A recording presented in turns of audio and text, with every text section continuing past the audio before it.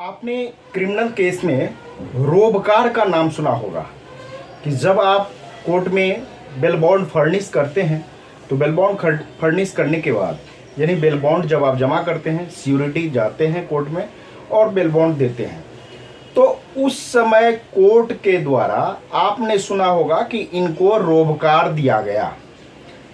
अब ये रोबकार क्या होता है? बहुत सारे व्यूअर्स को इनके बारे में पता नहीं होगा कि रोबकार क्या होता है। तो इसी पॉइंट को आज मैं बताने वाला हूं कि क्रिमिनल केस में रोबकार का जो कंसेप्ट है वो रोबकार आखिर क्या होता है, कब रोबकार इशू किया जाता है, कौन इशू करता है, कौन जारी करता है रोबकार। तो इन्हें जानने के लिए वीडियो को लास्ट तक देखें। हेलो फ्रेंड्स, कैसे हैं आप सब? मैं आपका अपना मित्र एडवोकेट एस मिश्रा लीगल दर्पण चैनल में स्वागत करता हूं। फ्रेंड्स, आप जब जेल में रहते हैं, जेल जाते हैं, जेल जाने के बाद आपके परिजन के द्वारा बेल एप्लीकेशन कोर्ट में लगाया जाता है। बेल मिलता है।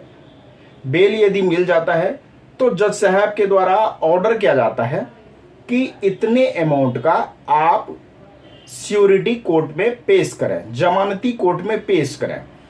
तो जमानती जब पेश होता है तो उसके लिए आपको बेल बॉन्ड की एक फॉर्म होती है 45 नंबर, जिसको भर के देना होता है। बेल बॉन्ड के साथ सिक्योरिटी जो है अपना आधार कार्ड भी देते हैं और जमानती के रूप में वो चाहे बैंक से एफडी करा के देते हैं या जमीन का पेपर देते हैं या गाड़ी का जो आरसी होता है वो देते हैं। कुछ भी जो उतने वैल्यू का वो कोर्ट में देते हैं।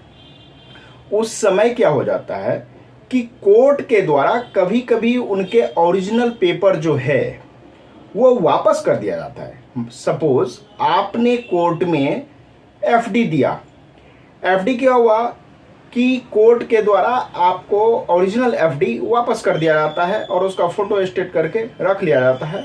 और लेकिन वो एफडी जो आपको ओरिजिनल वापस किया जाता है उसको वो बैंक से लॉक करा देते हैं कि जब तक आपका केस खत्म नहीं होगा तब तक आप उस एफडी को कुछ नहीं कर सकते। या आरसी देते हैं तो आरसी के लिए भी यही प्रोविजन है।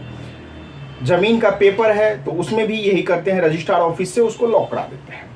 तो यहाँ पे कहने का मतलब है कि कभी कभार क्या करते हैं कि वो ओरिजिनल रख लेते हैं। तो ओरिजिनल जब कोर्ट के द्वारा रख लिया जाता है, मान लीजिए आपने एफडी दिया जमानती के रूप में, तो ओरिजिनल एफडी कोर्ट के द्वारा रख लिया गया। तो उस स्थिति में कोर्ट क्या करता है कि एक रोबकार जारी करता है और ओरिजिनल पेपर जो आपका रखा उसके बदले में आपको रोबकार दिया जाता है। रोबकार वो होता है जो आपने बैंक का एफडी लगाया या जो भी पेपर लगाया, उस एफडी में वो क्या करते हैं कि नीचे लाइन लिखा होता है कि फलाने व्यक्ति ने, जिसका एड्रेस ये है, इसने इस एक्यूज्ड के लिए, जो कि इस सेक्शन के अंतर्गत, इस एक्ट के अंतर्गत एक्यूज्ड है, उसके लिए इन्होंने जमानती दिया है। अगर केस खत्म होता है तो जमानती जो है ये रोबकार कोर्ट में पेश करेंगे, उसके बाद ही उनके ओरिजिनल पेपर, ओरिजिनल जो डॉक्यूमेंट दिए हैं वो रिलीज किया जाएगा। तो कहने का मतलब है रोबकार आपको कोर्ट के द्वारा जारी किया जाता है। कब जारी किया जाता है?